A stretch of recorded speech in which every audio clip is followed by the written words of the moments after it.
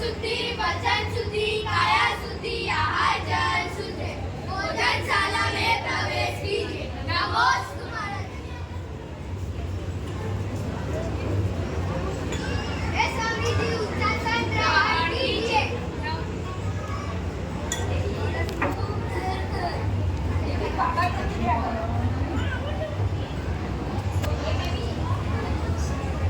આટલે સુધી જોઈ લીધું? આ કિસ્સો ક્યાંનો છે અને શું છે ને તમને કહું છું. આ વાત છે રામટેકની કે જ્યારે આચાર્ય શ્રી રામટેક પ્રવાસ કરી રહ્યા હતા. એક પરિવાર એવો હતો કે જે બહુ ટાઈમથી આચાર્ય શ્રીની જોડે રહેતો હતો અને આહાર માટે રોજ આહાર થઈ જાય એવી નથી.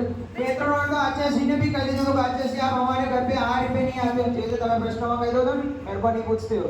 એવી રીતે આ પરિવારે आचार्य श्री ने भी कह दिया तो आचार्य श्री आप हमारे घर पे आहार लेने नहीं आते हो. પણ આજે એમના નસીબ ખુલી ગયા અને આચાર્ય શ્રીનો આહાર એમના ધ્યાન થયો. પડકાહન કરી આ પરિવાર એટલો ખુશ હતો કે તેમને આગળની નવતા ભક્તિ શરૂ કરી.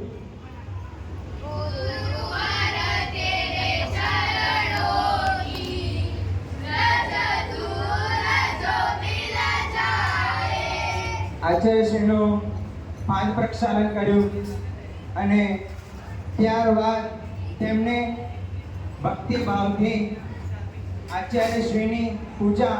આપણને ખબર જ છે કે આપણે અર્ઘમાં આટલો બધો ખુશી અનુભવીએ છીએ તો વિચાર કરો જે પરિવારને પૂજા કરવાની બી સાક્ષાત આચાર્ય શ્રી બેઠા છે, પૂજા કરવાનો લાવો મળે એમના માટે કેટલી ખુશી હોઈ શકે છે.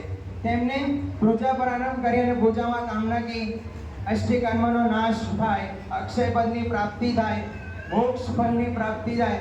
આ પ્રાર્થના સાથે તેમણે પૂજા સંપન્ન કરી અને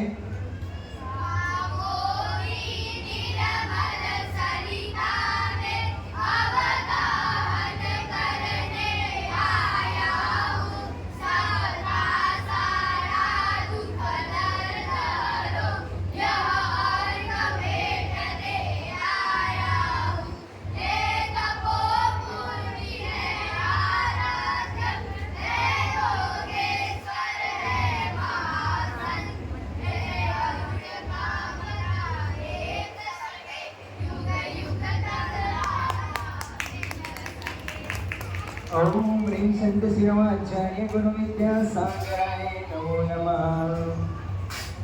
પૂજા તો પતી ગઈ.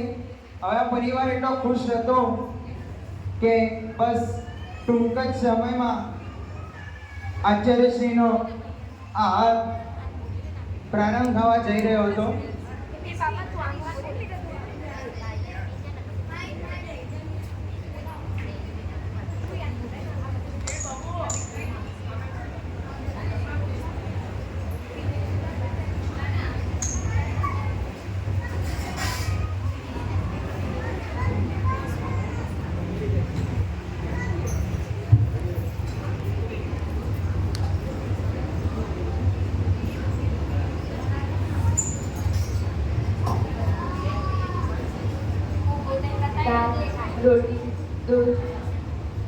તમે જોયું આચાર્ય શ્રી જ્યારે શરૂઆતમાં આહાર લેતા હતા ત્યારે દાળ, રોટી અને દૂધ લેતા હતા. પણ આખરમાં તેમણે દૂધ પણ લેવાનું બંધ કરી દીધું હતું અને દાળ અને રોટી માત્ર લેતા હતા.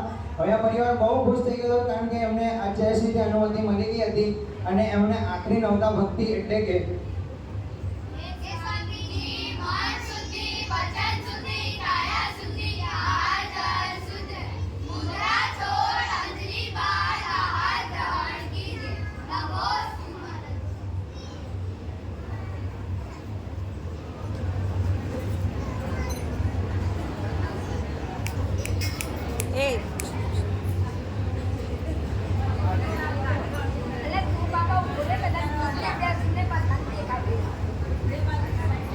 આચાર્ય શ્રીનો આહાર પ્રારંભ થઈ ગયો હતો. જો વાત કરવામાં આવે આચાર્ય શ્રી તો આચાર્ય શ્રી આહારમાં માત્ર દાળ અને રોટલી લેતા. દાળ બી એવી કે જેમાં કઈ વસ્તુ નાખેલી નથી, એકલી બાફેલી દાળ લેતા હતા અને સાદી રોટલી લેતા હતા. આચાર્ય શ્રીનો નિયમ હતો કે આહાર પહેલા 8 અંજલિ, આહારમાં વચ્ચે 8 અંજલિ અને આહારમાં છેલ્લે 8 અંજલિ પાણી લેતા હતા. આ એક સાયન્સ છે એવું કહેવામાં આવે છે કે જો તમારે ખાવાનું વ્યવસ્થિત રીતે પચાવવું હોય તો આ એક સર્વશ્રેષ્ઠ મેથડ છે કે શરૂઆતમાં, વચ્ચે અને આખરમાં પાણી લેવું જોઈએ. ત્યારે અચાનક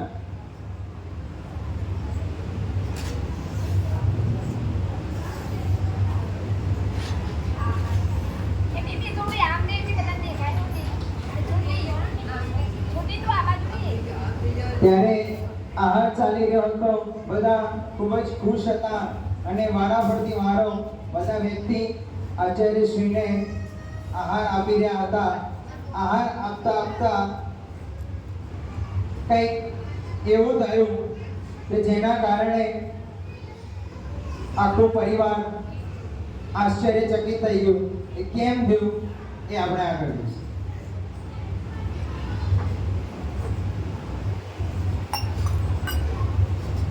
આચાર્યશ્રીની આહારચર્યા પત્ની બધા આશ્ચર્યમાં હતા, પણ તેમણે આ આહારચર્યા પહેલા પૂરું કરવાનું નક્કી કર્યું. આગળ તેમણે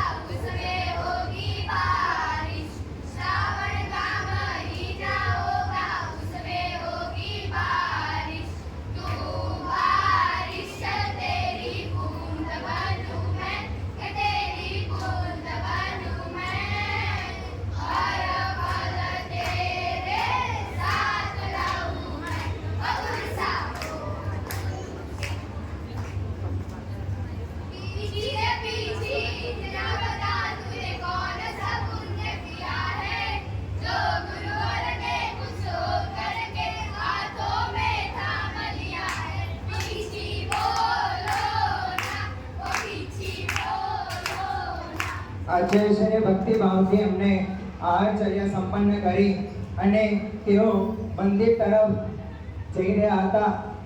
પૂરો પરિવારવાળા આચાર્યશ્રીની સાથે તેમના જોડે જાય છે.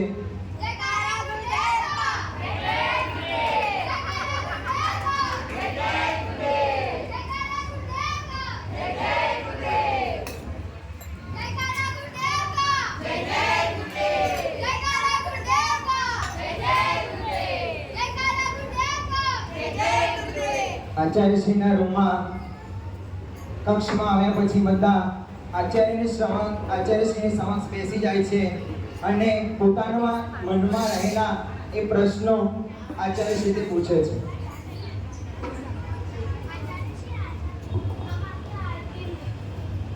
आचार्य श्री, हम आपके हार के लिए बरसों से प्रतीक्षा कर रहे हैं. आचार्य श्री, आज आपने हार जल्दी क्यों खत्म कर दी? ऐसी तो हमसे क्या भूल हो गई? तो आपने आज जल्दी जल्दी छोड़ दी. बताइए ना आचार्य श्री.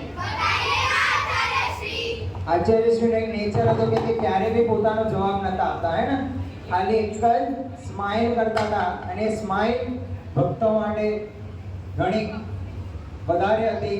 ત્યારબાદ અચાનક એક પરિસ્થિતિ સર્જાય છે અને એ ગામનો વ્યક્તિ દોડતો દોડતો આચાર્યશ્રીના કક્ષ પાસે આવે છે અને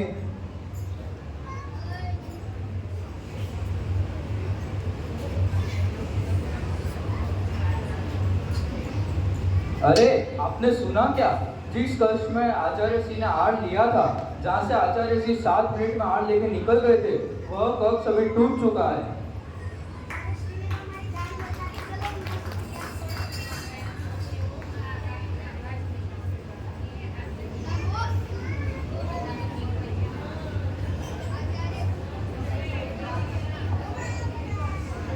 आचार्य श्री, आज आपने हमें बचा लिया.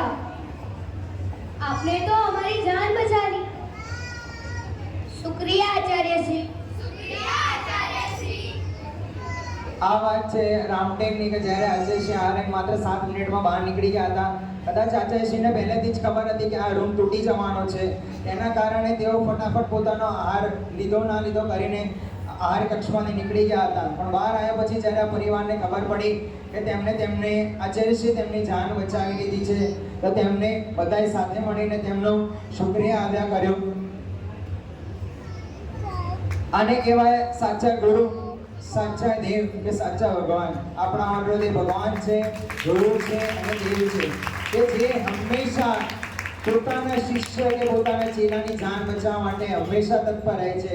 તેમને એક બે નહીં પણ પૂરા પરિવારના ત્યાં જેટલા લોકો હતા તેમની જાન બચાવવા માટે પોતે જલ્દી આહાર લઈને પાછા કક્ષમાં આવી ગયા અને એ પરિવારવાળાએ સાથે મળીને એક ભજન પ્રસ્તુત કર્યું. मुझे तुमने गुरुवर बहुत कुछ दिया है, तेरा शुक्रिया है, तेरा शुक्रिया है. मांगा मैंने जो तूने वो दिया है, मांगा मैंने जो तूने वो दिया है. तेरा शुक्रिया है, तेरा शुक्रिया है विद्यासागर चरणों में आओ, है विद्यासागर चरणों में आओ. चरणों में आकर शीश झुकाओ, चरणों में आकर शीश झुकाओ.